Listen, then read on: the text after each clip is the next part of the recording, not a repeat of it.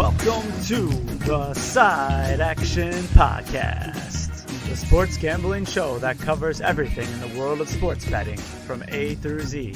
We'll cover the four major sports, as well as anything and everything in between worth some action, and will increase the size of your bankroll. And here we go. All right, we are live. Welcome to the Side Action, episode 16 of season 6. My name is Jim Weglers, aka Wegs. You can follow me at Wegs Pool on Scooter and Instagram. It's been a minute. Yeah, no, I guess so. I don't want you to be nervous around me. I hope you don't feel that way. We're both wearing hoodies too. I know. I like that. Yeah, a little color contrast. No, I'm Coop. Obviously, Dalton, if you will. You can check me out on Instagram at Dalton Cooper, on Twitter at Mr. Grumpy Gills. Again, we are the Side Action Podcast. We are coming to you live from the Edgewater Studios. Yeah. We can't wait for the ambulance to go by. You missed a couple of them. Yeah, last week. Yeah, I know. Just now, I knew why you were late because what was going on is there's like 5 cop cars flying by and going, "Get out of the way!" Wow. That's what it's like over in the Edgewater studio. Yeah, it's well protected. We're well guarded. They're very responsive to the people. The first responders do their job quite well. We even have the Christmas tree up, too. We have the tree up. It doesn't have any ornaments, as we've noted. That's happening on Sunday. Yeah, you're moving ahead to the weekend. Let's go back. Sorry, I didn't realize I was getting ahead. Back in time. Last week, I was in Philly. Everybody asked me about the Philly Christmas party because I missed the fun Christmas party at my buddies. What did you end up singing? What did we do? We did the Drake and Josh theme song. Okay. Drake Bell, I think. So, it was a good time. Yeah, I was going to say you're probably not familiar. All of our young millennials out there will know. They know. You want to give us a little couple bars? No, not right now. Okay. No, I'll say everybody the experience of that. But it was a great time. Great time. My buddies was... It's always 70 people there. Yeah, I would say it's probably a pretty fair number. Yeah, they even had 40s. Did they? Oh, yeah. So, had a couple 40s, had a couple, What could go wrong? Yeah, so not too bad. Great time. And we, I don't want to steal your thunder, but... Go ahead. I didn't know if you were still going. About the Bears game? Saturday we just played volleyball. So. Oh, okay. Yeah. There's always the Hamlin crew. That was fun. Oh yeah, it's a good time. Yeah, I got back. I passed out for about 3 hours because I basically drank for 3 days straight, and I'm in drinking shape, but at the same time, everybody has limits. They have a blind barber there in Philadelphia. Yeah. Have you been to the blind barber here? Yeah, I think you mentioned this too. Yeah, I mentioned last week. Well, I went again on Friday night. Nice. Okay. Yes. Yeah. So Thursday night when you went to the blind barber, it was like disco kind of themed. It was pretty chill in there. I was the first dancer out there. This time we got there a little bit later, I suppose, around 11. It was jam wall to wall. I know we were violating fire codes. I mean, it was like this. I had to do my little in-place dance moves, but then started opening up. But yeah, we were out till about 1 again, and then so I passed out on Saturday. Went to my buddy's holiday party. I did throw together. It was like a kind of a rap themed holiday party, sorta. Nice. Okay. I was lazy, so I threw on a sweatsuit and a hat and did the Eminem, from 8 Mile, and then I was like, I threw together a quick present we have to do. It was actually like sipping on the Courvoisier or past the Courvoisier. A little Buster Rhymes. That was the theme of the gift. Okay. But they broke the decanter in 5 seconds when they got the gift. That's okay. It's in their hands now. And then I went to the Bears game, which was a big win. Little preview here. But yeah, it was fun. Yeah, we were pretty good on our underdogs, by the way. Art pointed that out to me last night as we had the happy hour. Well, almost every underdog won last week. So yeah, God, it was it was definitely your week, right? Yeah, it was the week of the Wegs. So, but no, other than that, we did. I'm trying to think. Did you guys bowl this week? Yeah, we did bowl Tuesday. Irv is on the IR at the moment. He's got a foot issue. He's not playing volleyball, or he's not bowling. What, is he getting surgery? Just doing I have no idea. I think he's just doing rehab. Yeah, I don't want to speak for him, obviously. Yeah. But there's got to be patient, confidentiality involved. Okay, yeah, that's right. HIPAA. So laws. yeah, we don't want to break any HIPAA laws. I know we got a really big following. I don't want to lose that just for something stupid that we said. So. But that's every week, so I guess I digress. And then last night you came to the holiday happy hour. Did you enjoy yourself? It was pretty fun. We had a good little time. They put us all the way in the back. I didn't realize that place was so busy. I mean, that place was jumping. I've been there, a long time ago, pre-COVID. We did one in the spring. It wasn't bad. The last 2 years we've done the holiday happy hour. Nobody's been there. Oh, nice. So they put us in the back, no big deal. This time there was I don't know, 85 people in the front. Nobody knew to go in the back. I had to kind of do some. There's probably some 300 rounds. people in that. Oh yeah, it was popping. So, shout out to Randolph Tavern. Nice work, everybody. And I feel okay. I didn't go out too late. I met Steph and those guys and Shauna after the bocce. They eliminated.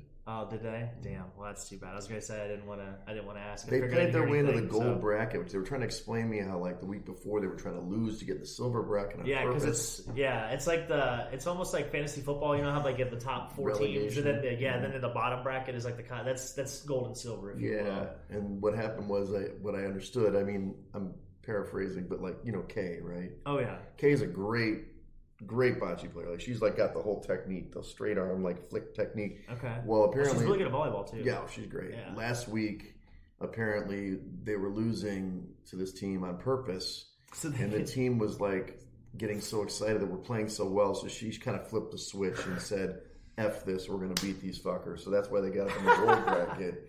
They couldn't possibly lose to this team. They didn't want to. They couldn't tank. They couldn't get the draft. They were trying to get the draft. So then they got eliminated in round 1. Oh, that's funny. I did shoot 688 on Tuesday. Oh wow, almost to 700. You're almost getting there. Yeah. Well, we shot 700 a week before that. Okay. So we're trying to catch the leader. I think he's like 211 or 212 on average. I think I'm like 208. So you got that. Yeah. Well, we've got like half a season left, give or take. So the boys are in second. We're only 1 point out of first in the second season. So we won the first one.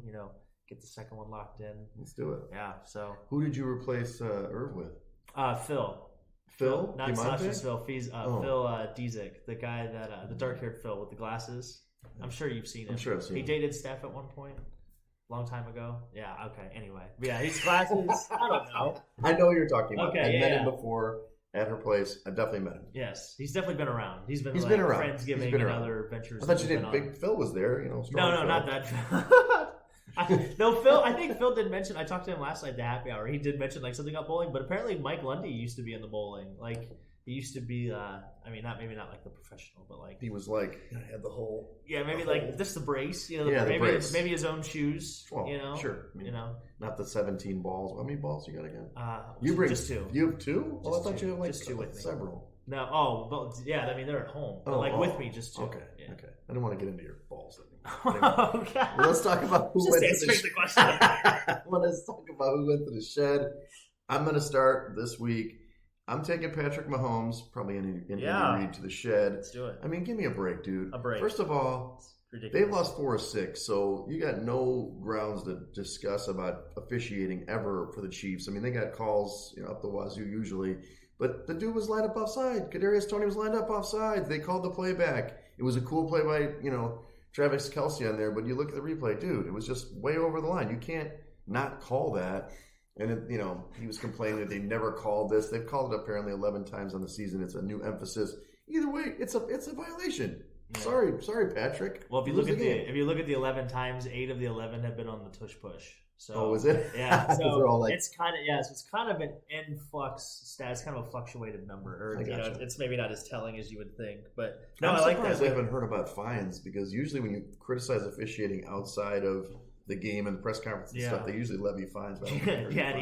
Just the way he said to Josh Allen too. Like I saw that live, and I was just like, oh man, this is gonna be really bad. But the thing is, Josh Allen had another minute. He could have scored again. You never know. Yeah, that was the first time I think in a minute that I've actually gone to YouTube and was looking for the live press conference because I wanted to watch it so bad. So it's been a minute since we've had that excitement. So that was fun. No, good call. I think we had the Chiefs in there last week, so it's 2 weeks in a row. We're doubling down on somebody from Kansas City. We got to get some more room. Well, you've got a bone to pick with Kansas City. They took a window from you, and we're going to keep putting them in this. Well, yes, they did. Kansas City took a window, and I'm still paying for it via the credit card. Yeah, exactly. So, I think we got a bone to pick, but we'll start with the Dolphins. We're a fair podcast. Wow, taking your squad to the shed, they were up 14, and they had no business probably leading by 14 anyway. The Titans had kind of given the game away, and they blew it. They absolutely blew it. It's a gun show. Oh my god! And when they got that 2-point conversion, I knew it was over. And because it's just funny because there's another Barstool podcast I listened to. They had Mike Vrabel on last year, and they gave him that situation, and he said he would go for it. Yeah, so I knew when they this scored. This is now the thing when you're down 14 late, you go for the 2 to get to 8, so you can win the game with an extra point. Right. Yeah, it's a good idea. So.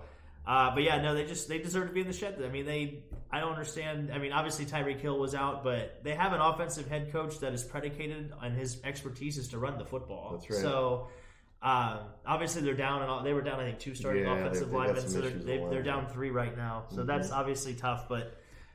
Just to ice the game away, it would only take a couple first downs. Just run it a couple times. Yeah, we're gonna take the Fins to the shed. They had everything in front of them. They had home field. They had they had a bye. They had everything was in front of them, and they just they pissed on their legs. So that's too bad. We're putting them in the shed. We're putting Draymond Green in the shed. Oof, I forgot about that. The old. It was kind of more of a slap. Well, he was trying to draw a call, and I don't know if that's the right way to go about doing it. The other guy, when I see that, I don't know who the player he. Smacked in the face. Nurkic was just standing there. He was just like, I'm going to guard this guy, and he's just getting smacked in the face. I don't think he really needed to fall down. I think he was just surprised. Oh, no, that was a punch. I don't know. That was a pretty good punch. So we're obviously, he's been suspended indefinitely. They're going to have probably a bunch of off-the-court conduct stuff that he'll have to do. Oh, and, for sure. Yeah, we hope he gets whatever help he needs because the Warriors need him. Yeah, well, the Warriors need him, and they're falling apart at the seam. They usually do. We're going to take them to the shed. And then we're taking Brandon Staley. We're going to nice little late mention here. Shout out to pour one out for Brandon. He was 24-24 in his time with the Chargers. Okay. He obviously had that one playoff appearance last year. Mm-hmm. And they got absolutely destroyed last night. So they had I don't know. We were at the happy hour. I looked up with Art. It was 21-0 with 3 minutes left. Yeah, it was 35-0 at the half, and then it kept. They were up 63-0. They had 3 fumbles in the first quarter, I believe. So, Did you see when the guy intercepted the one for the pick six? It was an awesome catch. But I mean, the dude threw it right to him, and just like boom, housed it. And then the big guy, when they didn't run him down. The defensive tackle got the fumble return for a touchdown. Oh, okay. I can't remember his name. I don't remember his name, but all I know is nobody was. They were showing him running, and it was like, okay, anytime now. Okay, scored. I mean, that was a rough one, but yeah, Brandon Staley. Yeah, see you later. You've been kind of calling for him. He should have been fired. I think the thing is, we talked about this early in the season. Remember when they actually beat Minnesota in the last minute of the game? I thought we were saying if he lost that game, he'd get fired there. Yeah, because he put them in a situation they never should have been in the first place. He went for it at like the 20-yard line or something. Yeah. But he somehow staved it off, and he won a couple games, but now it's just... And they fired the GM, too. I don't know if you noticed that. Yeah, and then to your point, that's actually... that was kind of key, too, because I think that shows that they're either going to try to get maybe Belichick or Harbaugh. Like, the next person they're going to bring is they're going to give them maybe a little bit of GM, like abilities, if you will. So it's going to be interesting who they're going to get. So look forward to it. I mean, everybody said that today that Belichick's going to go there, but I'm also like, do you want Belichick? We'll see. You got to deal with Andy Reid twice a year and Sean Payton twice a year. Oh yeah, so tough division. That is a very tough division. And maybe Antonio Pierce. Yeah, that's true too. Yeah, right. Are those your shed guys? So yeah, that's everybody I'm taking to the shed this week. Why don't you go with the club dub this week? Oh, you want me to go first? Yeah, I'm changing it up on you. Oh God, so we're gonna go with the Lakers. They won the first ever in-season tournament. What do they get? Do they get a cup? They get the NBA Cup, and they also get $500,000 apiece. Okay. So some of those guys, some of the bench guys are actually pretty excited about it. Some cash. LeBron now has something that Jordan doesn't, so that's pretty cool for people. That Look at this, want to know, Jordan? So Jordan never won an in-season tournament, so take that. The next person, we're gonna go with Shohei Ohtani. He's in Club Dub. He won. Well, go ahead. Talk to me. I was gonna say this is a very interesting contract. He's in Club Dub. 10 years, $700 million. 680 of that is actually deferred. Yes. So it's gonna be interesting. The team they're gonna put around. He's making $2 million a year for 10 years, right? And then he's gonna make $68 million a year for the next 10. Yeah. And they're doing that with multiple contracts. Like basically, the Dodgers are just. They're shoving what is it? Yeah, layaway. They're layawaying their future. Yeah, they're going to get crushed in a few years. I don't know how they're going to do it. Well, they're going to hopefully. I think it's because they're trying to stack like Mookie and like Freddie and Mookie and then Shohei. And they also got Tyler Glasnow today. The Dodgers did. So the Dodgers are turning into the Yankees of the AL, or they already were. Yeah. I still think Atlanta's the team to beat. I would go bet on Atlanta right now today if you're a seam head like some of us around here. The other thing about that deal, I don't know if you've heard about it this week, is that Ohtani will get taxed where he lives. Yeah. When he goes to Korea or wherever, he doesn't get taxed. Right. That's what I heard. So he's just going to keep the money? No, so they were actually... He doesn't get the state tax. He gets the federal tax. Right. I was going to say this, the state tax I saw that with like the 7 or they broke it down by like obviously by week or whatever. And I think it was like he was paying over $600,000 a week in taxes or something like that. So like he was going to make, if he'd made $7 million or $70 million a year, he was only going to net like $35 million. So literally half. That sounds about right. Yeah. So it's just wild to think about. So that's probably another good reason why he's deferred, like why they're doing that too, because he's going to make so much money in endorsements, it won't even matter anyway. Yeah, right, exactly. So, but and then the last person we had in Club Dub, we had Brian Dable.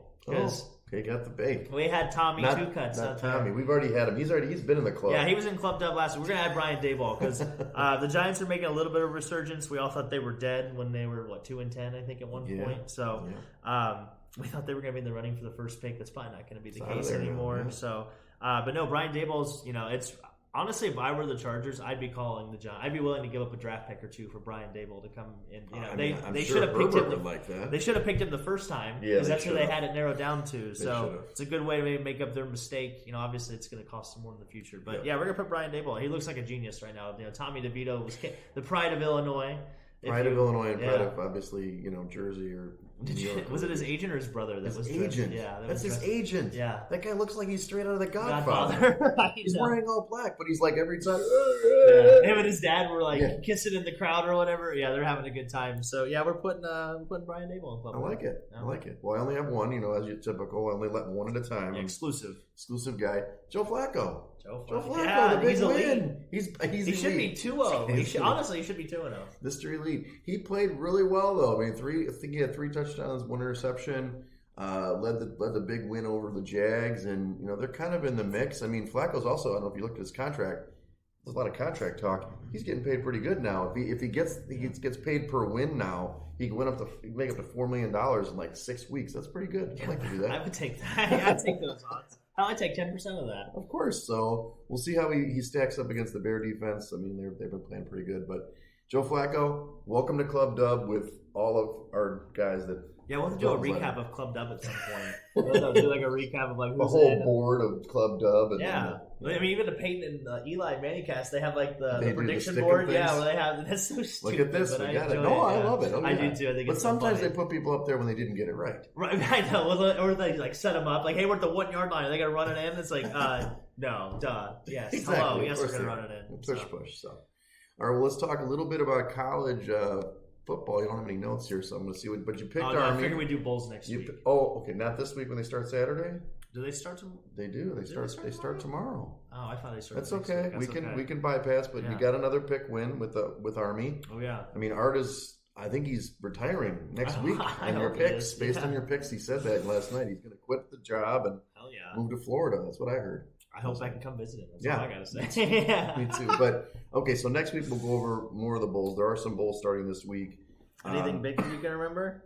I don't know. There's all these, whatever. The Blue Bonnet Bowl, the Polaner Weed Eater Bowl. I don't know. I'm actually doing a bowl pickup. I was really going to rely on you this week, but that's okay. Oh, we got the Myrtle Beach Bowl on Saturday. Woo-hoo! Okay, I got you. Go. So we have 1, 2, 3, 4, 5, 6, 7 games on Saturday. UCLA Boise's a decent game. That's a solid game. New Mexico State Fresno's a good game. New Mexico State's live. Yeah, they're 10-4. Yeah, they're minus 3.5. It's great podcasting, by the way. I caught them off guard. I'm sorry. No, it's all good. I was waiting for him. I'm like put bowl. I would take Boise in that matchup. Actually, yeah, Boise. I do. Like, sure. I like. They're getting points. I think they're plus 5.5. Is that what that says? Yeah, they're getting 5.5 points. I think Boise can win that game outright. They're playing in LA, but we don't have to make that an official pick. I don't want to count against. No, that's the one pick I'll pick for Saturday, though. Okay. Yeah, that's the one we'll give you for Saturday. Okay, Boise. Yeah, Boise over UCLA. Boise 5.5. Yeah, Boise getting the 5.5. You heard it here. I like it. I like it. They were feisty in the MAC or the Mountain West Championship. I don't know if you watched that game. Yeah, unfortunately UNLV did not make it happen, but they made it there. Well, they had a couple turnovers, and I tell you, that defense is feisty. Yeah. They're definitely feisty. They're feisty. So we like the Broncos. Wow, giddy up. Who doesn't? Not. I don't like the Denver Broncos, but I like the Broncos. Let's ride.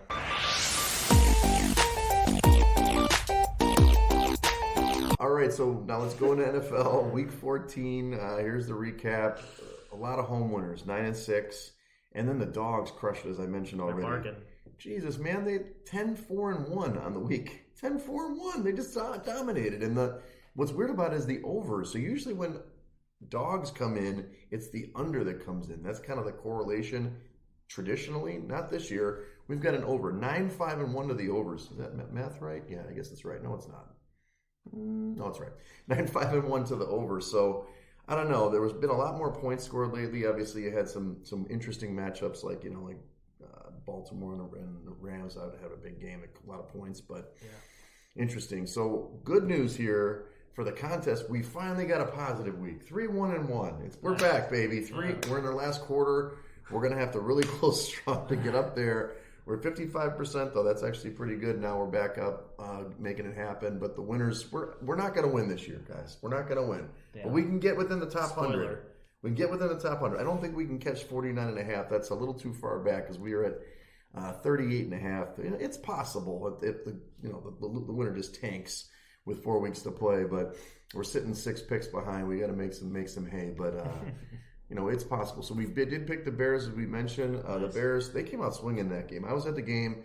First quarter, they just dominated the Lions. It was like, oh, my God, they're going to crush this team. They were kind of going up and down. Then the Lions had a good second quarter, actually took the lead at the half. Second half, baby, boom, shut the door. No more points for Jared Goff in the cold. And they were smacking them around. I mean, they did get some running done. I mean, Jahmyr Gibbs looked pretty good. But for the most part, the Bears D played great. And more importantly, Justin Fields didn't turn the ball over. He almost had a turnover in the first quarter right away. And we were like, no. And here we go. Then he settled in, played really well, hit some guys, hit DJ Moore a couple times, and it was awesome. So they covered the game and went outright 28-13. Thank you, Chicago Bears. Yeah. They incorporated the run for Justin Fields a little more. I think he had 11 carries, or 12 carries. So he had 12 carries and a touchdown. So I think that really definitely helps the offense. And they've actually been the league leading defense stopping the run since like week 4 or 5. So I know. Montez Sweat has made a difference. He's really made a big difference in that defense. So. He obviously, you see it when you're there in person. You can just see how he kind of like picks up the press. Like 2 guys are on him, and then the other guys are just collapsing that pocket on a pocket passer like Jared Goff. So we'll talk about later. Flacco is not a very mobile guy. That's fair. So one game that did not go well, which was kind of a shock, was Houston was laying 3.5 on the road at the mighty Jets, who have not scored a lot of points. I don't know if we've been checking this. Somehow the score was 0-0 at the half. I remember at the game looking at I'm like 0-0. How's Houston not scoring on the Jets? I know Jets are pretty good D. But my God, second half, Zach Wilson just cut it loose. 209 yards in the second half alone, 2 TDs. They scored 30 points on this team and won this game outright. Like, I didn't even put it down. They crushed them. It was like 30-6, I think was the final score. Yep. So, obviously, C.J. Stroud got knocked out with a concussion. He's been ruled out this week, actually. So, good for the Jets for covering. I don't think anybody saw them scoring 30 points, that's for sure. No, if I'd have told you Zach Wilson threw the ball 36 times, would you think the Jets would won? No. The Jets would have won. Lose, yeah. Of course. So, I mean, they were I wasn't a lot to say about it because it was never on the television in the first half, to your point. And 0-0 wasn't on the red zone. Yeah, they were just between the 20s. And I think Nico Collins got knocked out too. He did. So calf strain. Yeah, they were down to basically nobody, and obviously C.J. Stroud got hurt. So Houston's going to probably be in trouble. Davis Mills is starting this week. Shout out to the Neck Lord. So. It's the Jets are feisty. We saw this line come down though. Somebody knew something. Did. Somebody knew something. Yeah, we were making fun of somebody, and I think Tommy DeVito's agent knew something. Probably that's what it was. But we finally had a Garrett Wilson sighting, and more importantly, we finally had a Randall Cobb sighting. Cobb finally got in the end zone. He finally got a touchdown. Where's he been all year? I was gonna say we finally remembered that he actually does play for the Jets. So shout out to Randall Cobb. Hopefully he'll join us sometime on the podcast. Sure he will. Sure he will. And then this game, as we get into the later games, we had the Raiders. Yeah. Raiders were +3. Seemed like a good bet against the mighty Vikings, who have struggled a little bit with Josh Dobbs. They were saving it all for tonight or last night. This game was crazy. Another game where nobody's scoring. This game went scoreless until the final 2 minutes of this game. I could not believe it. Can't anybody make a play? And I really wanted, of course, the Raiders to make the play. Josh Dobbs gets pulled in this game. They put Nick Mullins in because Dobbs had 63 yards passing or something crazy like that. Pretty terrible. And then they finally get the field goal. Yep. In fact, I thought they were going to kick another field goal late to get the cover. And we were on the side with you, and we were just, please, please. And then, of course, AOC was bad. And I'm not sure. He just got confused by the blitz, which, Brian Flores has done a great job for this team, for Minnesota. And then we'll talk about it later. How do they get 0 points and then 63? I guess the average is 31 and a half. I think they're the number one scoring defense right now. The Vikings are. Oh, are they? Yeah, I think I heard that. They keep people in the end zone. Yeah, they've been playing really well. To your credit, to Brian Flores' credit, to your point. He's got to get another head coaching job. That what's crazy is he still has an ongoing lawsuit with the NFL, which is wild. But to your point, Josh Dobbs was awful. When Nick Mullins has to come in and save the day, you just know you probably didn't play very well. I think he had like a quarterback rating of like 18, I think. So, okay. And I think, is that the one that goes to 153? Oh, yeah. Yeah, so you guys can be the judge of that. Brock Purdy level. Yeah, I'm just here to provide stats. So, yeah, Aiden O'Connell didn't play very well. Obviously, they were, like I said, they were saving it all for, the joke was on us. They were just saving it all for next week. So little bit of a fantasy situation for me. I had a choice. I had Josh Palmer on the bench. Oh, yeah. Sorry about that. Last night. Yeah, and I picked him up. I picked him up last week so I could play him because I was thinking, Herbert and Palmer would be a good little matchup because Keenan Allen's the only guy, and then Herbert gets hurt, so I didn't play him, and then he dominated. Joke's on me. But last week, we didn't know if Lawrence was going to play in the Jags game. Yeah. So I was sitting there. I had to pick up somebody. The waiver wire, it's 14-team league. Sometimes people have 3 quarterbacks. It's terrible, it's right? Crazy. It's wild. I picked up AOC. Yeah. Picked up his thing against Minnesota. He was like, I figured he's going to run the ball a little bit. So guess what I did? I started Lawrence. Okay, good. God, because he only had like 5 points. Yeah, that's oh man. Yeah, but I made the playoffs. There we go. There we go. All right, so Dallas then 3.5 point favorites at home against Philly. This was played out about how I thought it would. The boys just came out and kicked the shit out of them. Sorry, America for swearing, but they forced 3 fumbles. Philadelphia moved the ball in this game, but they got stripped inside like the 33 times in this game, and that's really not going to get it done. But Dallas, more importantly, keeps scoring. 33-13 is the final score. They've scored, I think it's 5 straight games of 30 points or more at home. But more importantly, how about this Brandon Aubrey guy? This guy can really kick the football, can he? Yeah, that's probably the greatest kicking game anybody's ever had, right? I mean, outside of like the elements, you got to always take that into account, in my opinion. But yeah, to hit a 59 and a 60 in the same game, I think that they did say that was the first time. But no, he makes it look very easy. I think Pat McAfee was talking about just how smooth and how easy it's crazy. He's a soccer guy. Right? Yeah, it's crazy. He was in the USW or USL or whatever, the United States Soccer League, or no, it was the different soccer different league. One. Yeah, okay. Maybe it was MLS. It might have been, but he played for a Toronto team. That I do know. I see. But yeah, I was checking your stat of like 30 or more. They've scored 30 or more every home game this year. Yeah. So it must be dating back to last year for the Cowboys. Maybe. So yeah, they're really good at home. They've been playing. Yeah, they've been playing really well. We were kind of worried about the defense after that Thursday night game with Seattle. I was a little worried. I guess they definitely. Philadelphia's they need another bye. They look so tired. They look wore out. They cannot stop the run. They're letting guys just eviscerate them over the middle of the pass. They picked up what's his name? Well, the freak with the Leonard. Leonard, right? And he's just not. He's not helping. He's obviously washed. So what are you going to do? Oh man, washed. Man, that's tough. Well, he is, don't you think? He's starting for Philly, but that doesn't mean much. That linebacker core is bad. Yeah, that's fair. They also lost Reed Blankenship in that game, which is kind of important to that secondary. We'll talk about that more later. But he's essential for stopping that stuff over the middle, and they just couldn't stop it anymore. No, and they did dissect him across the middle. And CD Lamb is a bad man. Yeah, he's. I guess if you're going to stop the Cowboys, that's probably the first person you got to stop. CD Lamb. So, but yeah, Dak's humming right now. He's playing probably the best of his career. The Cowboys look really good. So, what was that? Did you say something about Dak? Yeah, he's probably playing the best football of his career at the moment. Okay. So. He's number one in the MVP ranks. Remember we talked about it a few weeks ago? You just poo-pooed him. And I was like, that's come on. fine. That's fine. He probably won't win it, to your point. But anyway, let's go. Then we talked about Tommy DeVito's Giants. They won the game plus 6.5 in this one. They won the game outright. This was kind of an exciting game in the finish. Yeah, it was. I really think that the Giants almost gave this game up. The one guy get hit with the punt, and then Saquon just fumbles. He obviously wasn't touched, but he boom, ball popped up, and I was like, you're going to give this game up? I'm like, somebody picked the money line. DeVito's agent picked the money line, but no, they came back and won the game outright 24-22. Jordan Love looked terrible in this one. Thankfully, the guy who needed to outscore me, not head-to-head, but to get in the spot, we do it by points after if you have the same record, he had Jordan Love. Thank you. Yeah, this is your typical letdown spot, though. Oh yeah. Totally. I think we called this last week, coming from a mile away. This was the biggest win in Packers history in last 5 years or whatever. Yeah.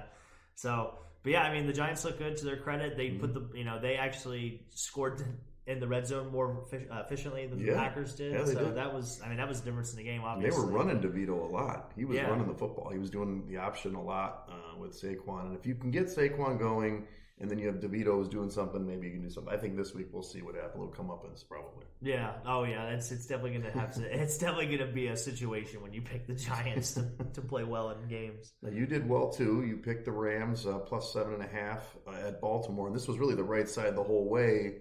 Yeah, I thought they were. I had money line on them. Did you? Well, it was smart because it looked like they were going to get it, and obviously what happened to this game is they had the lead. The Ravens actually took. It was kind of a back and forth affair. Went to overtime. They didn't call like 2 penalties on that punt return that closed the game out. So the Rams ended up losing 37-31. But they did cover the number. Sorry about the money line. Yeah, that's all right. I was on it though. I felt good. This Rams team is frisky. They're playing pretty good. I know a lot of people don't talk about it, but Sean McVay should be in the consideration of Coach of the Year. He definitely is. He's in there. But no, Matt Stafford's still really good. Mm-hmm. This Rams team, if they can get some defense picks for next year, like they're going to be pretty scary because look at Puka and Cooper Kupp now. Oh, and Kyron Williams playing. So Kyron. Then they've got the savant himself. They got the boy wonder. I still can't believe that he's not 40 yet. Doesn't that blow your mind? Is he not 40? Is he not 40? No, sorry, he got hired at 30. Did he get hired? No, he at 30? got hired at 36, 35. I bet she's 40 now, 39 or 40. He did. Hey, this is a live podcast, everybody. Yeah, we just talk about stuff. He's 37 years old. He's only 37. He got hired at 32, I think. Yeah. Wow. So just think about it. It just still blows my mind that he is that young and baby face. Yeah, I know, but he's a genius. Oh, he's great. He actually decided to coach this year. Last year, I feel like he didn't really want to coach. Yeah, it seemed like he was done. They obviously had won the Super Bowl. He kind of their year team was he just so rededicated. bad last year. It felt like they had a lot of injuries. Yeah, and I feel like it's hard not to quit on the season when you don't have any of your guys. So, and then I think the update for Beaver Nation too. I think I'm 33, 26, and 3 because the only loss we had last week was that Eagles game. Feel free to update this anytime. I know. I was busy today. I'm sorry. And then you picked Buffalo as well. So we obviously were on the Buffalo game. Awesome. Arrowhead. Look, it was a tough game. We talked about the play at the end with Mahomes, but Josh Allen, they're letting him be Josh Allen. He's playing, he's balling out, he's playing to his fullest abilities. You're going to live and die with him. We talked about McDermott being on the hot seat. This is a team that they obviously play. We'll talk about. They play Dallas this week. They have a tough schedule down the stretch, but they still have a chance to actually take the division, which is crazy. And I'm going to be honest with you. I bought in at 15-1 to win the whole thing. Why not? I think in the AFC, it's almost anybody's game. You've got, I don't think Mahomes and the Chiefs can do it. I really don't. I don't think they can beat the other teams. They can, but they're not that great. So I look at it in terms of Burrow's out. You've got a wide open race. Your Dolphins can still do it. The Ravens can still do it. You got a team like the Bills can jump in. Maybe Browning can lead the Bengals to something, but the Broncos can still get in there. Are still in the mix. Well, there's 6 teams at 7-6 or something like that. Yeah, it's wide open. So the Spider-Man meme. It's the ultimate Spider-Man meme. So at some point, I don't think. And look, I know you're on the Flacco train, but that train's going to slow down. You've seen what happens with the Steelers. So the only problem with the Bills is they lose every tiebreaker known to man. They've lost to everybody. I forgot to mention my Jags, but that's not right. I think the Steelers are in trouble though. Oh yeah, I think they're in big trouble. I think Cleveland could actually make the play. I think they could. Well, they should I think make they playoffs. could be pretty. 8-5. They might be pretty frisky. Frisky, it's your favorite word. We gotta get you a T-shirt. I'm frisky. Okay. Yeah, Joe Flacco is frisky. They're 8-5. Yeah. A picture of Joe Flacco and 2 hands like this. I'm frisky. Let's go into the week for this week 15. The statistician didn't update this. That's me. Okay, so lots of injuries. We already talked about the game last night a little bit, but Justin Herbert, broken finger. He's out. Did it matter? I think so. C.J. Stroud has now been ruled out for the Texans. Nico Collins is questionable. Hasn't been practicing with that calf, which to me it's like that's a re-injury waiting to happen anyway. The Browns lost another offensive lineman in DeJuan Jones. He's out, for this game, and they also lost backup pass rusher Obi Okenronwall. That's close enough, yeah. He has a pec injury. He's out. So we'll see against the Bears. The Cowboys, as good as they played, they did lose Jonathan Hankins to an ankle injury. I don't know if he's going to play.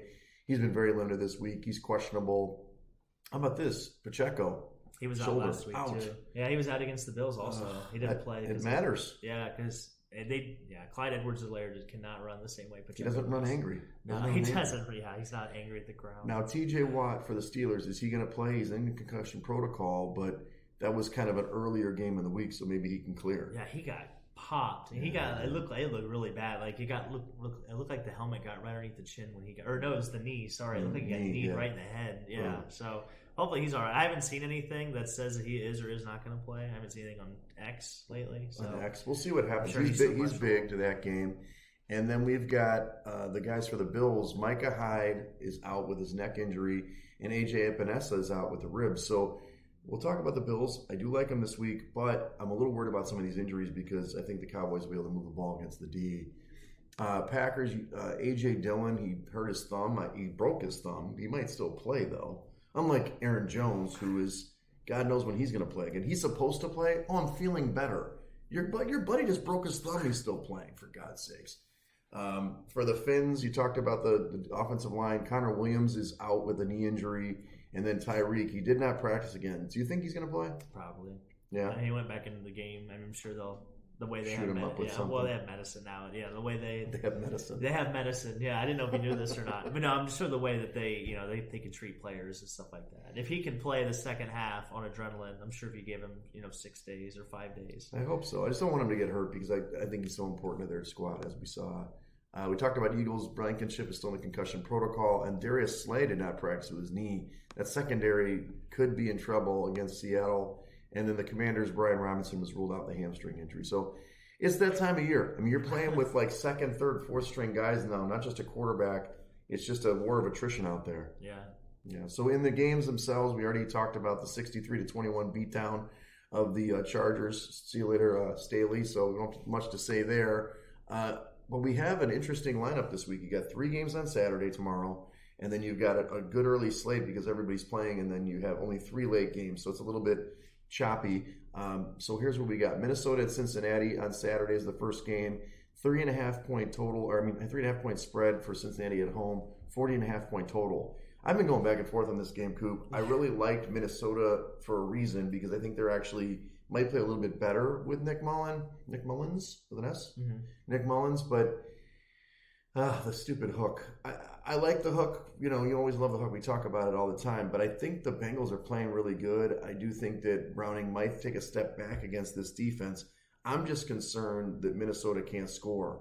Not just because of last week, but Cincinnati's D's picked up. Lou Anarumo, who should be a head coach next year. I guess I'm flipping back and forth here. Give me some guidance. Are you going Cincinnati or Minnesota? Oh, we're in the jungle. We're taking the Bengals. Okay. Yeah, we don't mind the hook this week. So at least in this one. And I think Joe Mixon's going to be a big factor in this game. I also think Trey Hendrickson is going to wreck the. I think he's going to be the difference in the game. Yeah. So if the Bengals get any kind of lead in this game, I think their defensive line is going to be able to outmatch Minnesota's, and I think that might be a big difference in the game. Trey Hendrickson has been playing out of his mind the last couple of weeks. I think he's got 13 sacks on the year so far. So, no, I'm leaving the Bengals, or I'm leaning the Bengals. Like to your point, Minnesota's defense is playing really well, but they're playing outside too. I don't know what the weather's going to be like in Cincinnati. It could be rough. And Cincinnati's still they're 7-6 as well. Yeah, they're still. And I mean, Jake Browning is. They've definitely changed the offense a little bit, where it's more of an intermediate game. It definitely looks more like gets the ball out of his hand fast. It looks definitely. It's definitely a little bit of a different offense. But I like I said, if anything, we should have added Zach Taylor to Club Dub because he's a lot of people. Said you were playing for his job. Yeah, I was just saying, a lot of people, myself included, didn't know if he could actually coach or not. But ever since kind of Brownings came in after that first game, obviously, it's shown that it's definitely been in his favor that Zach Taylor can definitely coach. Right. Okay. Well, I like the Bengals here. I know you do, and I put them. I originally had the Vikings on there. I keep. Well, they're on my top 7, so I kept. But it's only 3 in the contest. That's the other thing. It went up to 3.5. 3 is a bad number. Period. But all right. So next game, you've got the Steelers are going to Indianapolis. Currently, the Colts are 1.5 point favorite at home. 42.5 point total in this one. Mitch Trubisky, he's still playing there, huh? I think the Steelers are actually going to put up some points on the Colts. That defense is terrible. Don't love this game at all. I would easy stay away spot, but I think I like Pittsburgh in this one, plus the 1.5 or 1. I think it's only 1 in the contest, so not that matters a whole heck of a lot, but I would take the Steelers in this one. No, I'm with you. I'm with the Steelers this week. Indy's been playing really well. Obviously, they got beat by Cincinnati last week. But I think they're going to have the same struggles with Pittsburgh they did with Cincinnati last week from the defensive standpoint. And honestly, it's going to be odd to see the Steelers defense because is Indianapolis actually going to be able to run the football against Pittsburgh? I don't know. That's the what biggest. you have to do. That's the biggest question to me. I don't think they're going to be able to. If they can, obviously I think Indy's going to be the side, but I would go Pittsburgh here. I think it's a loser leaves town game. It pretty much is. I think this is one of them. So because this 2-7-6 teams, right? So they both have to keep pace. I think the Colts. Gardner's played pretty good. I mean, obviously we consider him one of the better backups now because of all the backups in there, but that defense just can't hold up. And so it's the big thing is, can the Steelers get one of those offensive games like they had before Pickett got hurt with a 400-yard game and hang in this? And I think values to them. So it is in the top 5 right now. Okay, so what about Denver at Detroit? Detroit's a 4.5-point favorite, 48-point total. We all know the Denver story. They, in some ways, not just the turnover battle, they're kind of getting lucky. They knock up Justin Herbert. They get to play the backup. They keep rolling some kind of way, and they're right in the mix. I know you love Sean Payton as a coach. I think he's definitely turned it around. I think it's a bounce back spot for Detroit. I know they've been playing like shit. Everybody's down on them. For some reason, all the sharp guys are on Detroit this week, and I'm going to follow them this week. 4.5. I don't love the number. When it was at 4, I loved it a lot more, but it's juiced up a little bit to 4.5. I think Detroit's going to get better and win this game outright. 4.5. Yeah, if you want to lose your money, you can bet on Detroit. That's fine. No, this is definitely the spot for Denver. So, and there's a couple reasons why. Mm-hmm. One, Detroit's defense is literally bottom 2 in pressure rate. Oh, they've been bad. And they're really bad. Outside of Aiden Hutchinson, they're really bad at pressuring the quarterback. And Russell Wilson is actually top 12 in the league when not pressured. I think he was like 8th. So I think it's a good spot for him. I think they're able to run the football as well. I think Sean Payton is really good at not beating themselves. Okay. Like just the same thing like Houston a couple weeks ago. They should have won that game. If you look at the tape, Russell was really bad and whatever. But they don't really beat themselves too often. Your MVP. And you can call it turnover luck, but you still have to create pressure. You can't force it. Yeah. So I don't know what you're going to – so is it luck when the Cowboys do it? I don't understand. Like, how is it luck? So, I didn't say well, you've been pretty hard on this luck train of turnovers. And I'm not going to stand for the slander anymore of this turnover luck. I just don't believe in Denver's numbers, man. Yeah. They look – it's weird. It's a weird scenario. He's coaching the hell out of him. He could be coach of the year for sure. That's fair. But this might be a coach of the year off, honestly. Well, and I still understand how Dan Campbell is the favorite for coach of the year right now. It's a little bit weird because they made the playoffs in like 30 years. That's why. But they haven't made the playoffs yet. They keep losing. Fair. Yeah, they are right. They could still lose the division. I know that Green Bay took a bad back seat there, but there's a chance they could still lose the division. So. I just think Detroit's got to get right here. You're probably right. The money's on Denver, not significantly, 63%. But we'll go opposite there. What about on Sunday early games? The Bears at Cleveland. We just talked about it. Joe Flacco, he's in club dub, but Justin Fields been playing pretty good. Cleveland's a 3-point favorite at home, 38-point total. Gotta go with the Bears here, buddy. I'm sorry, man. It's weird for me to say that because I've been going against the Bears so much in the contest because I know everybody in my contest, not the big one, my buddy's contest. Everybody picks the Bears blindly every week. Oh, really? Now, last week, I knew I had to take them against the Lions, but they're playing really good football. Now, I do think that Cleveland's defense can contain Fields more than, say, Detroit's. But the defense is what I'm looking at here. The Bears are playing really good, and all these offensive line injuries for Cleveland, I might even pick the money line here. I think the Bears are going to win this game. You think? Yes. Yeah. They're not in my top 5. I'm sure Art's pretty pumped about that because he's got an NFC future for them. So, that's right. Yeah. What was his number? That's pretty good. I don't know. I can't remember what he bought in at. I think it was like 27-1. Was it? Yeah, it was pretty good. But we can only hope that they have to make the playoffs first. Yeah, I was going to say, we can only hope. So, oh, man, I keep going back and forth, but just part of me, Cleveland's defense is really good at home. That's the only problem. Is they obviously minus last week they didn't play as as great. But they were playing Trevor Lawrence. Yeah, but he had it on one foot though, so which I don't even know if he really had a bad high ankle sprain. I mean, he looked kind of. I don't know. Is the guy like made of rubber? Because he got bent over backwards. His ankle went this way. His knee. I thought he definitely broke his leg when it first. When it first happened, I thought he did something. I thought he tore something. Yeah. He just was such a. It was such twist. a bad. Yeah, I agree. And like the way he got up and then went straight down, kind of like Rodgers did. I was like, oh, he definitely he definitely screwed something up. But as much as I want to ride the Bears this week, I can't. I think this is the week that they come back to earth. I think Cleveland's on it. Cleveland might be a team of destiny. They might just be the team of destiny. We're gonna find out. Okay. How far Joe Flacco can take. I just think the run game could be a big factor. Obviously, the offensive line issues.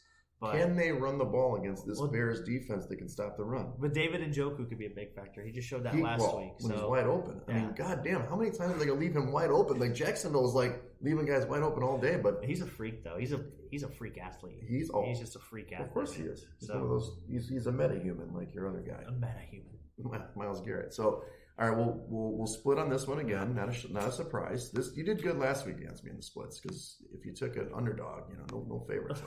No favorites. Yeah. Okay, so how about Houston at Tennessee? Tennessee's all the way up to a 3.5 point favorite. Actually, we didn't check. It's raining on Sunday in Cleveland, by the way. Oh wow, good. I thought it was always sunny in Philadelphia. It might be. What I was going to say is going to check. It is still 3.5. Yeah. So when they ruled out C.J. Stroud, that's already baked into the number. Because Houston would have probably been favored or been a short number. Now it's 3.5. Tennessee, 36.5 point total. And obviously the Fighting Vrabels got it done late and the gun show looked good. I can only side with Tennessee, but I'm not going to pick this game like in a big contest or anything. I don't think Houston, they're not just that Stroud covers up the warts, but the whole team has been getting injured for weeks. So they're just kind of eroding. And I think that they've kind of pulled some stuff, to your point, against Denver, some smoke and mirrors. I'm not saying they're going to lose this game badly, but the fact that this hasn't got inside of 3 is kind of telling to me. So I would take Tennessee and lay the points. Yeah, and to your point, the defense has been trash. Houston defense has been really bad for a couple weeks now. The Jets. Zach Wilson is taking advantage of you. You've got some problems, I would say. So and Tennessee's finally using Tajay Spears. It's about fucking time. It's about right. So throwing the rock. I'm with you on this one. I think Tennessee is the side. Derrick Henry's one actually kind of had a resurgence the last couple of weeks. Yeah, so, you mentioned that. 2 weeks ago, you're like, this feels like a Derrick Henry game. Yeah, Tractor Cito season is upon us. So, right. and obviously Davis Mills, the Fighting Davis Mills. So. I think they're in big trouble. I think Houston's going to be. How many what's the over under on the interception prop? You think for Davis Mills 2.5? Well, it should be 2.5. It's probably 1.5. So that's probably a good prop to take. We should take that. So we'll have to look into that. But yeah, that's the one thing that we would pick confidently in this game is the over on the interception. Yeah, who's he going to throw to? So I mean, maybe we'll flip it to a contest. Noah Brown. Right. John Mechie. And then who's the tight end now? Well, is Schultz not back? Right? Is he back yet? No, I don't think so. But they got John Mechie. Yeah. I actually like the way. I mean, I know that I watched the comeback, against your squad, but I mean, obviously you've got Nuke Hopkins on the one side, and you've got I like Aronco. I think they got another Aronco or Urinki. He's got Westbrook and Kenny. Yeah, Westbrook and Kenny, but they've got a good tight end there too. Oh yeah, well they're missing Treylon Burks. He's really good. He's a big dude, and he's just a big guy. And I think that dude should be running more. Levis, dude. Although, can you slide once in a while? He's trying to run over linebackers. I swear, there's some of these quarterbacks that don't know how to slide. Like I think Bryce Young doesn't know how to slide either. Oh yeah, he can play baseball. No, there's a couple of the guys that I don't think they know how to slide, which is terrifying. They hurt themselves. Yeah. Okay, well, how about Kansas City at New England? This is up to 8.5 right now in the market for Kansas City on the road, 37.5 point total. Look, I can't get on board with Kansas City right now in general, but I know New England's bad.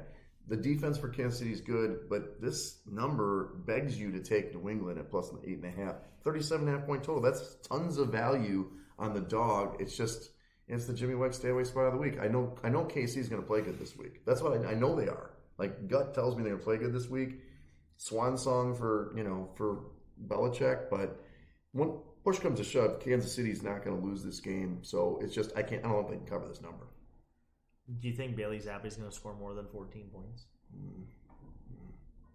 I think this final score is 21-13, which is 8 points. So I would take the dog.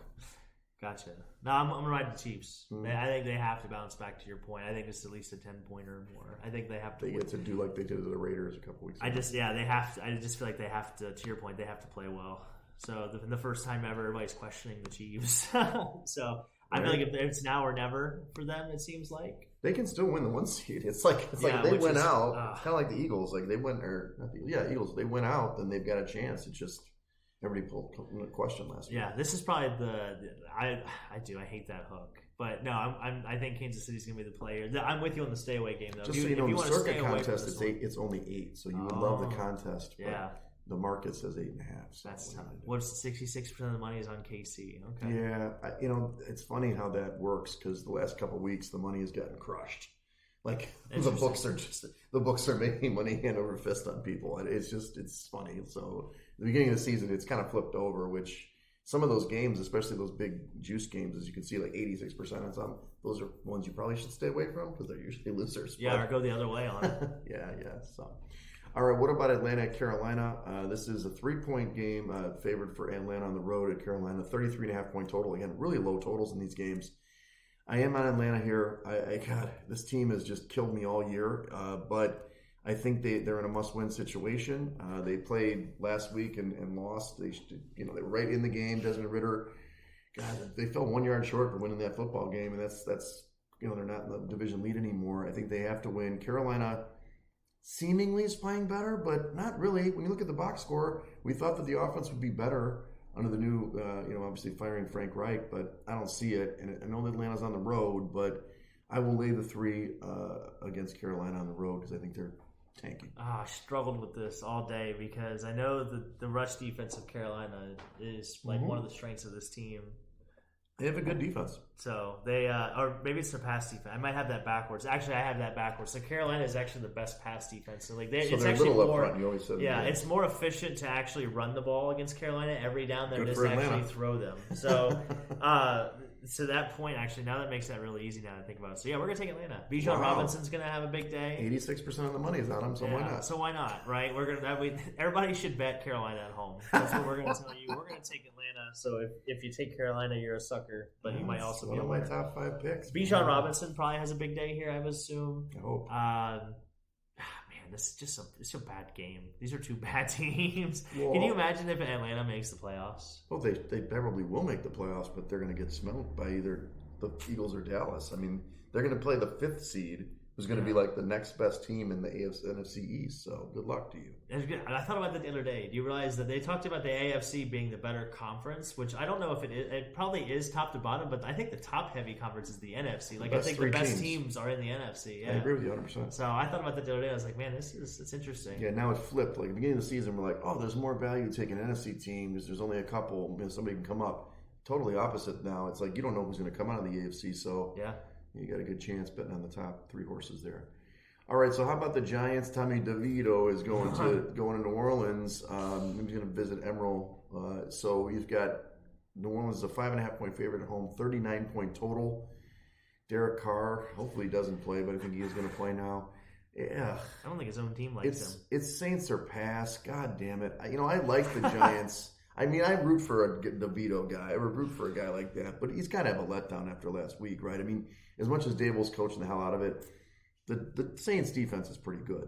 Now, it's a little smoke and mirrors last week. The game was a lot closer against Carolina than the score indicated. Yeah, because they did there's a punt block or something. Yeah, they got a punt block. So there is a lot of money on the Giants in this game, and I understand why, but I just it doesn't feel right. Giants aren't that great of a team, so I'm not going to bet on New Orleans, but I'm just saying I would lean to New Orleans in the game. Yeah, no, I'm with you. I would go New Orleans here. I think the rush defense it is going to be able to neutralize, Tommy DeVito getting out of the pocket and hopefully Saquon. So, and you're going to have to throw to beat them. And if you can make Tommy DeVito throw from the pocket to beat you, I think you're going to have a pretty good chance of winning the game. I mean, all he does is he had a couple downfield throws, but a lot of the throws were kind of like quick screens, quick laterals or whatever. But yeah, they had a double pass in that game, didn't they? I think they did, yeah. And you never know. I mean, and Taysom Hill is questionable, I think. He is. So He is. look for the run game. Obviously, Alvin Kamara's probably going to get the ball a lot, I would say. And the Giants' rush defense is, I think, 27th in the league. So they're not very good at stopping the run. Kamara's going to have a good game. Kamara should have a good game, yeah. So it's a tough number. I don't like it either. But if I had to put a gun to my head, I'd take It's New under Orleans and 6. ride it out. I think the contest line is higher, isn't it? Yeah, 6.5. That's why this looks like a good line now because it's 6. It's 6 in the contest, a little bit under. But you get a touchdown. You get a half point. Half a point makes a difference. All right, so let's go Tampa, who's the leader of the AFC South, by the way, at Green Bay. Green Bay's a 3.5-point favorite, 42-point total. Look, early in the week, I was all on Green Bay. I'm like, hey, they had a bad spot in prime time. Everybody's going to be against them, but this line sucks. I don't think they should be this far. I mean, really, I'm not saying. Look, I would make this line exactly this for my little metrics, but look, all the injuries on Green Bay. I mean, the offensive weapons aren't 100%. I do love Jaden Reed. Jaden Reed's really good, but he's banged up again. You've got maybe Aaron Jones playing. Christian Watson's going to miss the game. Who the hell's he going to throw to again? It's like it annoys the shit out of me with Green Bay. They should be better. But Tampa's defense is leaky, very leaky. So I like the over in this game. That's my recommendation. Side, I guess I take Tampa, but I'd hold my nose on that. Oh no, we're riding Tampa this week. We love this is the game where we do love the hook. You love the hook. Yeah, the hooks. Yeah, of course. I think Rashad White's going to be a big factor in this game, catching the ball out of the backfield. I think he's going to be a big factor. Obviously, I think Godwin was questionable. So, and it seems like Baker just throws it to Mike Evans anyway. That's all he didn't last week. Well, that's fair. He had one catch. That's fair. Well, they may have been trying to neutralize him, Yeah, but Godwin's out. Because I think Mike Evans killed them the first time around. Yeah. So they had to take him out of the game. But no, I think Tampa's the side. This is another loser leaves town game, I think. So this is another one of those NFC Tampa has a path for the division, but God, I mean, 6 and 8, there's not a chance. God. I mean, the Tampa Bay Buccaneers look the same this year as they did last year, and their quarterback. I mean, they had the greatest quarterback ever, and now they have Baker Mayfield. You don't see much of a difference. So I don't know. I don't know what you could say to that. I think that's just interesting. They shouldn't have made the playoffs last year. No, not at all. Rigged? Yeah. Rigged? Rigged? Well. Story? Well, I mean, they got their ass beat by Dallas. So. Yeah, that's... Well, let's go to this humdinger. This is your squad. So the Jets are at Miami. This game is 9.5. Is it still 9.5? I thought it went down. Maybe not. Yep, it's 9.5. Favored by Miami at home. 37-point total. So it's really low total. Again, value to the Jets. But this is all about the health of Miami. I would wait to see who's going to play in this game. Is Tyreek going to play or not? The Jets, I mean, Wilson's not going to play that good again. There's no way. And Miami has to play better. But 9.5, damn, that's a lot of points. I mean, I know they've been doing it all year against bad teams, but maybe just recency bias with seeing the Titans come back on them. But I just feel like the defense isn't playing as good as we thought a couple weeks ago. Yeah, then Jalen Phillips' injury is huge. I don't know. Said that whenever I still think I'd probably lay the points. It's hard to do, but I would lay the points here. I'm going with Zach Wilson. Zach Wilson against your squad, huh? I am picking against them this week. Yeah, I think the defense. I think the Jets defense is going to make the difference. If you get Tua out of the pocket, he looks like a 7-year-old out there. He looks. I'm so scared what he's going to do when he's outside of the pocket. Yeah. And it comes back to this whole thing. I had this whole problem, watching this game. Is there's no way we can pay him next year.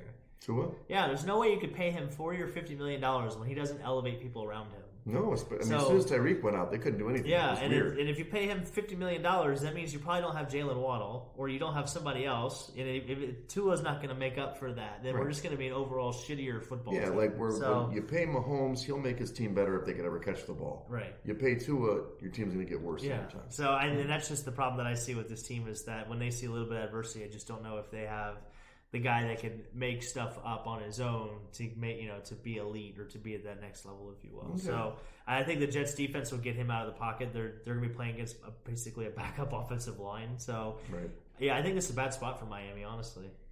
Yeah, division game. But what are we talking about? These division games? I know, but remember when they Miami went to the Jets and beat their Black Friday a couple weeks ago. I mean, what's weird is change of fortunes. I mean, they dominated that football game.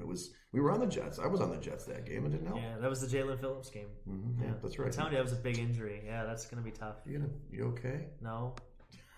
because they may lose out. They may not. They're not going to lose out. They might. They may not make this team. May not make the playoffs. I'm telling you right now. Whoa, this just in. Are you okay? If they can't run the football, what are they going to do? No, I'm telling you, just from what I've seen. Okay. I've seen this Dolphins team before. I hope this isn't the same one. Just relax. They're going to make the playoffs. I just hope these Dolphins aren't those Dolphins. They got 9 wins, right? Are you Dolphin or Dolphout? I'm Dolphin. Okay. We'll see what happens. They're 9-4. Dolphin Lundgren. Here we go. So late games, they can't Washington beat the Titans, at the Rams. They got to play the Ravens, the Bills, and the Cowboys. They can't even beat. They can't beat the Titans. They can't beat Will Levis. How are you going to beat Lamar Jackson? Why they have to or win Dak? This game. They have to win this game right here. This is the game. They're going to go 9-8, miss the playoffs. I'm telling you right now, they're going to miss the playoffs. It's very interesting you say that. I think I had them missing the playoffs at 9-8. I'm sorry. Because they could have, if they could have won, these two, that would have been huge. They'd have been at 11 wins. Sorry, go ahead. No. We're gonna look up the Jimmy Wegs predictions just because I want to see if I was on board here. Let's see what we got here. Let's go to the prediction calculator. 12-5. I get 12-5. I got them in the playoffs. Nice. Well, they're not gonna be 12-5. They still could be. They got to go win out now, but I did have them beat. No, they could lose one. Are they 10? They're 9-4. They're 9-4. Okay. So they could lose one. Yeah, they could lose one. Yeah, you got this. Yeah, so they lose this week and they win 3 straight. All right, so are we good with the support group? Are you Dolphins or Dolphins? I'll let you know next week. They're going to win this game. I don't know if they're going to cover the number. That's the problem. Okay, here we go. Late games. Washington at the Rams. Rams are 6.5-point favorites at home, 15.5-point total. I was all over the Rams early, and then I listened to some professional handicapper. He's like, this is a terrible spot for the Rams. Washington's, they're coming off the bye. We know that Riverboat Ron's a dead man walking. He's done. Right. But all those guys are playing for their contracts. That's what he was saying. Yeah. So they're going to put up some points here. I know you've been on the Rams, and they're in the mix for the playoffs too. You think it's going to be a closer game? I am listening to the guy now. I would be on Washington. It is not in my top 5. I had the Rams in the top 5. I pulled them after that comment. So I understand why you'd be on the Rams here. They should be a much heavier favorite per my stuff. But sorry, I would go Washington in my pick'em contest. Plus 6.5. That's actually one of my picks of the week. I love Washington in this spot. Yeah, I was curious. Is this the 401k this pick might, of the week? This might be the 401k pick of the week because I think Antonio Gibson out of the backfield is going to give the linebacker play of the Rams trouble, and I think them having a week to know that Brian Robinson wasn't going to play and to actually game plan that, I think they're going to use him accordingly. He's going to have like kind of the CEH role that they had in Kansas City with Bieniemy. But yeah, no, I like the Rams, I like the Commies here. I think you could sprinkle on money line, but I think this screams a 3-point game to me. This screams like a great letdown spot. Even though it's not really a letdown spot because they lost, but they were in a they're such thing as a moral victory. The Rams definitely had one last week. So, but no, I like the Commies here. The Rams will probably win, but they will cover. There you go. For sure. That's your 401k. Take it 401k. To the bank. We don't listen to the disclaimer at the end of the podcast. We don't want you to take those Please risks. Gamble responsibly. So, how about San Francisco at Arizona? San Francisco's a 12-point favorite on the road, 48-point total. This one was higher earlier in the week. Obviously San Francisco's quote unquote the best team in the league, all this other stuff. But it's definitely a letdown spot for them too. They're kind of looking at they can be the 1 seed. They can just win these games and not get too banged up. So I don't know. Arizona, whatever, dude. So I don't care about this game. Forget pass. No way I'm laying 12 points on the road with San Francisco against Arizona, and there's no way I'm backing the dog here. I'm not going to allow you to say those kinds of things on this podcast anymore because we only have like 5 weeks of football left. Well, actually, I guess there's technically like 7 weeks of football. I'm going to tell you something. There's a real estate adage is the best deal that you make, sometimes the deal you don't make. Sometimes the best bet you make is the bet you do not make. Do not bet on this football game. Do not bet on that football game. Not at all. Don't do it. You can bet the total. You can bet the total desert, if you want. Man, they're in the weird things happen out there in the desert. I know they do. I know they do.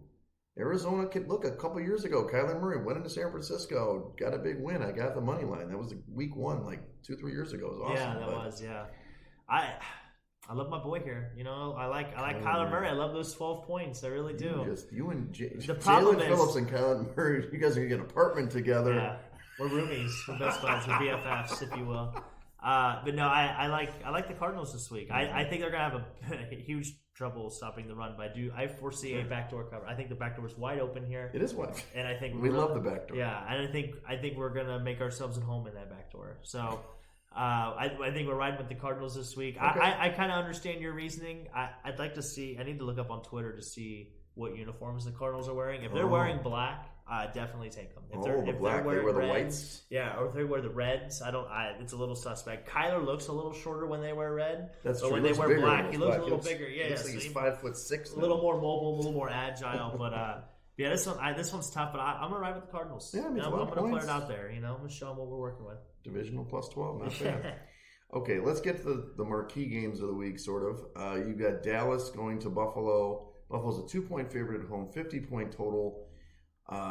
It's funny. The public loves Dallas, as most people do, and I think they're a great football team. I don't know if you look. You probably don't read the article, but in the Wegs Index, Dallas is number 1 in that game. The Wegs. Oh yeah, the Wegs Index. Oh yeah. That's their number 1 with a bullet. They passed the mighty San Francisco 49ers, but I can't believe that. Tough spot even for though them. the 49ers beat them outright.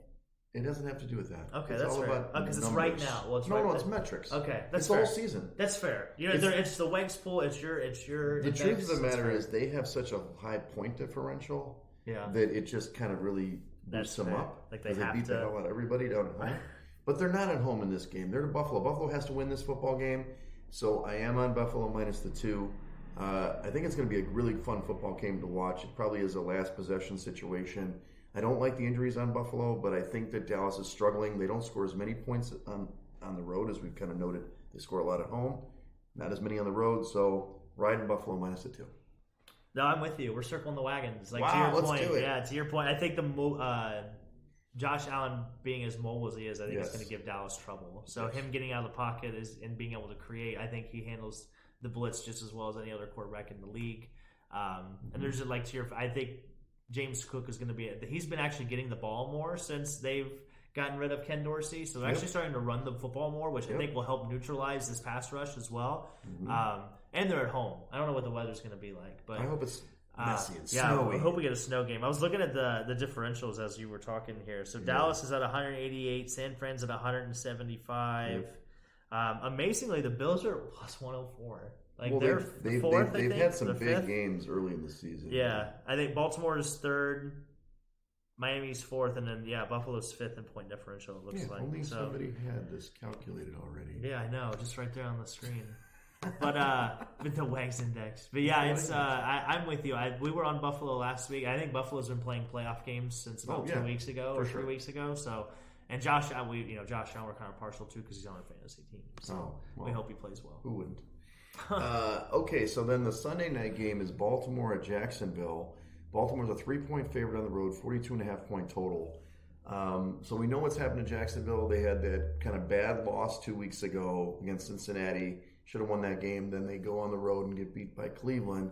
They are now, I think, officially done with the AFC North, which I think they lost. They were 2-2, I think. Oh no, this is it. This is the last one. This is the last one. Yeah. I think they're going to win this game. And I know it doesn't seem like they should because Baltimore's salty. They got this great defense. That defense isn't playing so good. And the Jags are kind of back against the wall a little bit. Are they going to lose 3 in a row? I don't see it. So I think they're going to win this game. So I will gladly take the points and have the Jags win outright. 42-point total. I like over 42 points. No, I definitely like the over, but I think Jacksonville's a defense you have to worry about. Oh, yeah, they're not good. I don't think they're very good either. And I think they're going to have trouble stopping the run. I think Keaton Mitchell's going to have a big game. He should. So I think that's one of the – on your waiver wires, if you haven't got him yet, I think we sprinkled that in there like 3 weeks ago. I think I did. So if you haven't listened to me yet, please do now on this.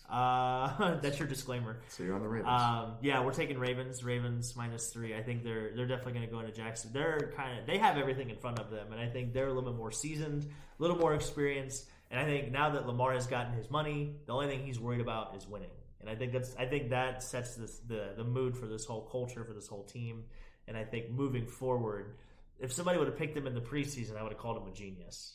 So if only somebody on this podcast would have done that. But the Ravens? Yeah, the Ravens I think are an absolute wagon. I think their defense will play better. Obviously they haven't been as good, but I think this is a good spot for them. I like Baltimore going down there and beating Jacksonville. I think Jacksonville's having trouble. We're head to head on this one.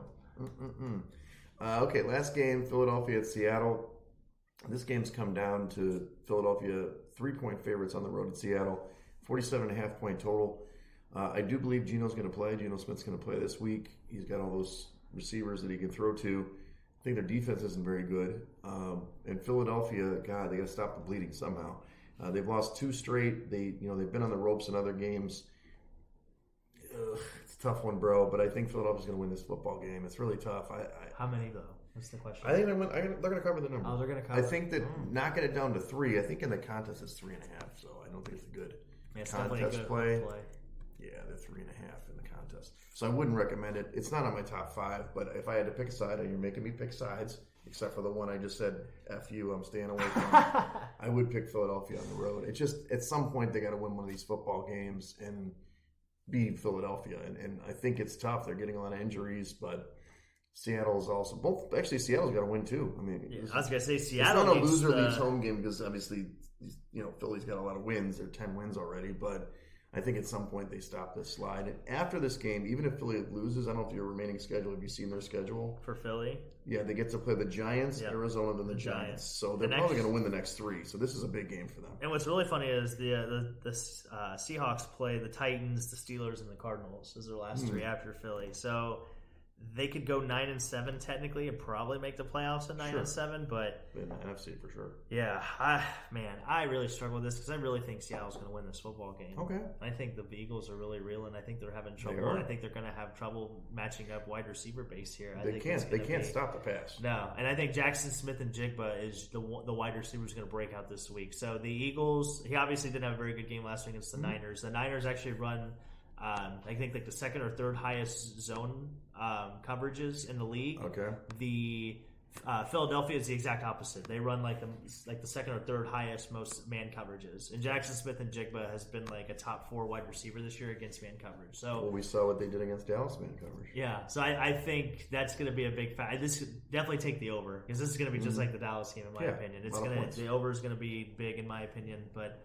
I like Seattle here, man. I like the points. I like the Hawks. You're trying to get on Ridgeway's good side? I like the Sea Chickens. No, I am a Sea Chicken believer. I wanted them to win so bad against Dallas. I do believe in this football team. I do think it's a good football team. They keep getting in their own way somehow. If they had a really good, if they could just get an above average quarterback that's not Geno Smith or Drew Lock, I feel like this team could be really dangerous. I mean, have you seen the league right now? There's like 8 backups and a lot of. If you're a kid out there, start throwing the football. Yeah. You get a chance to get a job someday and make a lot of money. If the AFC started playoffs right now, I think half the teams would have backup quarterbacks. I think if I saw that stat right. Yeah, at least Trevor Lawrence stayed healthy, sort of. Well, let's go over my top 5. We differ quite a bit, which is exciting. I like Buffalo minus the 2. That's my strongest pick so far. I like Jags plus the 3. I know we're opposite there. Detroit minus 4.5. I think we're opposite there too, huh? Pittsburgh plus the 1 that's in the contest, not 1.5 out there. And then Atlanta minus the 3. So talk to me about your Beaver Nation. Yeah, shout out to Beaver Nation. So Beaver Nation this week, we're riding with Pittsburgh at the plus 1.5. We really debated between Pittsburgh and Seattle there, by the way. Okay. So if you want to throw Seattle in there, I would feel pretty comfortable with it. We're going to take Denver at plus 4.5 to Washington with our 401k plus guaranteed mortgage lock rate pick of the week at plus 6.5, and then we have Baltimore minus 3. Okay. So look at you, you're taking more dogs these days. I'm so proud of you. Yeah, I know. We're getting more numbers. Yeah, we're getting more in favor. We're getting the coop, the coop analytics. Oh, by the way, do you know why there's only 2 doors on a chicken coop? I don't. Because if it had 4 doors, it'd be a sedan. Yeah. Nice one. Thank you. Nice one. We get some dad jokes out here too, just in case. It's on TikTok. There's actually, I saw that one. Actually, that one scrolled across the screen at the bowling alley when we were practicing a couple days ago. They're pretty good. So, pretty good. They're trying to crack each other up. I was trying to save that for the podcast. I was trying to figure out how we can incorporate that. So you did it. You made it happen. The chicken coop. We're here for the listener and the listener only. Well, hey, this weekend ahead, we kind of jumped ahead a little bit. I got 2 holiday parties tomorrow. One's Do you really? Yeah, I'm playing in progression tomorrow, which is important. I got to get Okay. You going to hang out with Brian? It's not going to lose itself. You going to play with Brian? Brian's never there anymore. He's always there on Sundays. I know Callie talks to him all the time. Oh yeah, I like him. I mean, he usually comes in around noon. I haven't seen him the last couple times. They got a young guy, Zach or something. But yeah, I'll play tomorrow, and then probably know Nikki Gage. You know Nikki and Bruce? I know. Yeah, Nikki. Nikki's a blonde-haired woman, correct? Yeah, so I do know Nikki. Yeah, so they're doing a little like Shindig? Christmas pop-up trip down Wrigley Way on Clark Street. Okay. So that's like 5:30 to whenever. They're going to be there late, but I'm going to go over to Shauna's. Oh yeah, we have karaoke. For the karaoke. Yeah. So now you've got on the 16th. You're in this time. Yeah, the 16th. Remember 2 weeks ago, you're like, what about the 16th? I'm like, well, yeah. So yeah, we'll do the Shauna thing. We'll have to pick out a song, and there's only like 20 of us standing there looking at each other. Well, it's a room. Oh, that's right. It's not. It's a table in the middle, and you've got some seats, and the screens are everywhere, and you just kind of, anybody can sing anywhere. It's not like it's a stage. Yeah, I think situation. They did this like a week before. Did yeah, Keela have a party? I went to Keela's. Yeah. It was a Friday a couple weeks ago. Yeah, I can't remember the name of that place, but yeah, I remember hearing about it. It's like Lincoln Karaoke. Lincoln Karaoke. Yeah, it's like it's a little suspect. I mean, they definitely retrofitted a building. I'm not sure I think we're violating fire codes, but it's fine. It's reasonably priced. Okay. It's Shauna's birthday, and then on Sunday we're trimming the tree. We're finally getting this thing built, and we're going to do something. Is it a real tree, by the way? Oh yeah! Okay. Check this thing out. It's a Fraser fir. It's the best. A Fraser. Okay. These are the best. This is the best in the business, right? Where'd you? Did you get it off a guy down the street or something? No, Gethsemane. I go to the fancy garden store. I spend a mint. It's not a cheap tree. Nice. I used to go to the guys and this is a beautiful tree. It smells nice. Makes the place. Don't need air fresheners. You got it does smell good in here. I will say it does smell. It smells nice in the Edgewater studio for sure. Now you're rolling on Tuesday, right? You got to bowling. Yeah, we're bowling on Tuesday. You can't say it like I thought that. you said rolling. No, we're bowling on Tuesday. We can't be rolling on Tuesday. We have to work. More importantly, Dave Strickland's supposed to come to town. I hope he's listening. Dave. Okay. Dave from Arizona. Yeah, so I'm trying to push us to go back to Rivers to try to take our money back. Okay. Yeah, I'll probably leave Wednesday afternoon. Luke Strickland. Oh, okay. Good to know. So, but then you're bowling on Tuesday. Yeah. Bowling on Tuesday. Maybe it's not going to work out. Maybe. We can figure. Maybe we'll have your people get with my people. We can figure and it out. Irv's out. I wanted Irv to come, but now he's on one leg. He can sit. There's these chairs. He can sit. He can stand. I mean, he was standing at the bowling alley the other night for a little bit. So I think he likes, if we can get him like a stool even, or he can lean on the table. Well, we'll see. You're going to be out. Maybe my dream of having like the well, whole Art talked corner about of like the table. after the New holidays, Year. Yeah, he talked about after the New Year just because of everything going on. But yeah, well, we're definitely going to get like the 6 or 7 of us together and go out for it. That's going to be. Yeah, he said he had coupons even. Coupons? Yeah, he said like something about steak and lobster. And first of all, he's got like a 50% his dad off. owns that franchise. He should. Oh, does he? Yes, he owns it. Hugo Frogs and Gibson's. And he's got gift cards. I'm like, that's why I asked him. He's like, I get 50% off. I'm like, of course you do. Why do you need a gift card? I didn't even give us the gift card. When you go without when you're with you, can't we get it for free? Come on now. I see, and man, I took that as sorry, Prime. Yeah, right now. I hope you're listening. I love the gesture. Don't get me wrong. That's fantastic. Yeah. That's even better. I didn't know his dad was he's part owner of Gibson's. Gibson's and Hugo Frogs. It's a great place, but come on. Yeah. Maybe you did tell me that. I just forgot. But maybe I didn't put 2 and 2 together. But that's so funny because I was like, we have to spend your gift cards on us. That's cool. But you know what? Now I'm like, you're basically giving a gift card to your father. That's what you're doing. That's so funny. Well, hopefully, like I said, I invited him out to Tuesday night for bowling sometime to come hang out. So hopefully he comes out. But yeah, we're definitely going to get the fellows together and do that. Do a little river rolling for sure. But no, we'll be. I'll probably travel back to Ohio probably Wednesday next week. So we might be virtual again. Nice. For the show, but I'll be back. Well, you're back. It's like 3 weeks we haven't seen each other. We haven't been apart, in person here. But no, I'll be back. I'll be back like the Monday or Tuesday after that. So we'll be back live in studio for those of you that really do care and follow us. Yeah. Anything else going on this weekend besides the karaoke and what are you doing on Sunday? All that stuff. Probably just football Sunday. I'm trying to think. Nothing too crazy. We're trying to keep it low. I'm trying to just prepare for traveling on the holidays. God, it's going to be such a nightmare. But well, you're leaving early. That's good. Yeah, trying to get out of here as quick as can, just to beat all the traffic. So, but no, other than that, I'm trying to lay low. So yeah, I'm fighting the seasonal, seasonal bug, if you will. So yeah, we gotta get you hanging healthy. out. Yeah, right. So we're trying to keep the band together at this point. So. All right. Okay, well, follow us at Side Action Pod on Twitter, Side Action Podcast on Instagram. Follow me at Wegs on Twitter and on Instagram. And you can check me out on Instagram at Dalton Cooper, and then on Twitter at Mr. Grumpy Gills. Again, we are the Side Action Podcast. Check us out next week, I guess, if you haven't already. Hello. We're going to have some winners for you. That's the whole point. That's right. We're in Crush Time. We're going to have bowl. We're going to have some more bowls. Yes, we'll have the bowl preview. Yes. And, shout out to Graham Fa. He got selected in the second round of the PBA league. I forgot to mention. So, he should be in Club Dub, but yeah, that's one of the homies. So shout out to Graham Fatch. There you go. There it is. All right, well, enjoy the weekend, Yeah, everybody. love you guys. Bye. That's a wrap for this episode of the Side Action Podcast. We appreciate all of your listens and thank you for joining us. We'll see you all again next week on Thursday for some more hot picks and side action.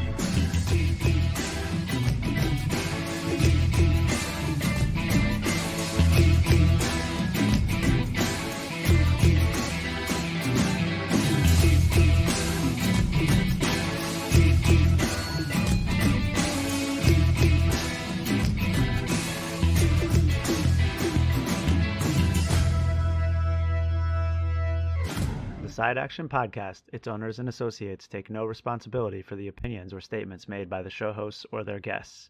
Statements or show topics are not necessarily the beliefs of this podcast, and opinions between talk show hosts may conflict.